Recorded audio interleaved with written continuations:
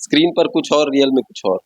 मेरे इस देश में मेरे 3 बड़े राज्यों में मेरे चैम्बर हैं, कलकत्ता में है, दिल्ली में है और बॉम्बे में है।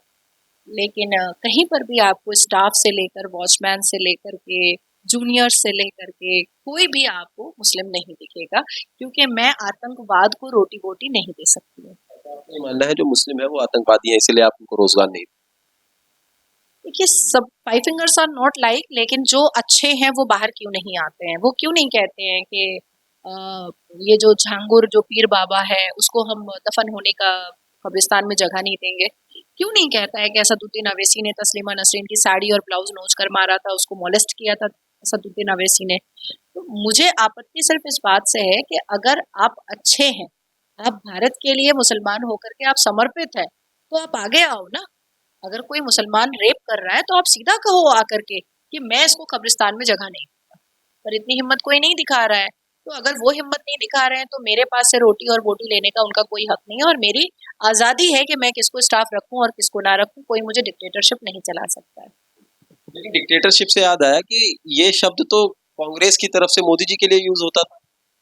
देखिए, कार्टून सीरियल आज भी मैंने देखा। वो लोकसभा के स्पीकर को राहुल बाबा बोल रहे हैं कि आपको भी पता है स्पीकर साहब, जब मैं हाथ मिलाता हूँ तो लोग कैसा एहसास करते हैं।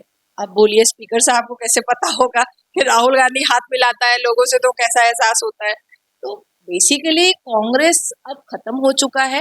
जब तक घुसपैठिया बांग्लादेशी मुसलमान यहाँ पर हैं तब तक कांग्रेस की 8 10 12 सीटें आती रहेंगी, और ये अपना जो एक शहनशाही जो इनका रिहाइश है उसको ये पूरा करते रहेंगे। बाकी बड़े लोगों को गालियां देने से टीआरपी ज्यादा मिलती है ना, तो यही ये बात राहुल गांधी को बहुत अच्छे से पता है।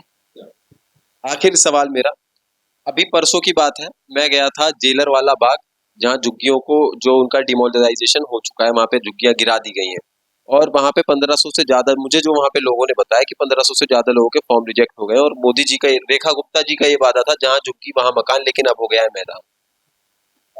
मतलब झुग्गी टूटती है और मकान बन जाता है क्या? आप पैदा डीडीए के हुए थे और फ्लैट। इतने बड़े हो गए थे क्या? आप पैदा हुए थे और इतने बड़े हो गए थे क्या? नहीं ना। आप पैदा हुए, उसके बाद आंख खोलना सीखे, फिर किलकारी लेना सीखे,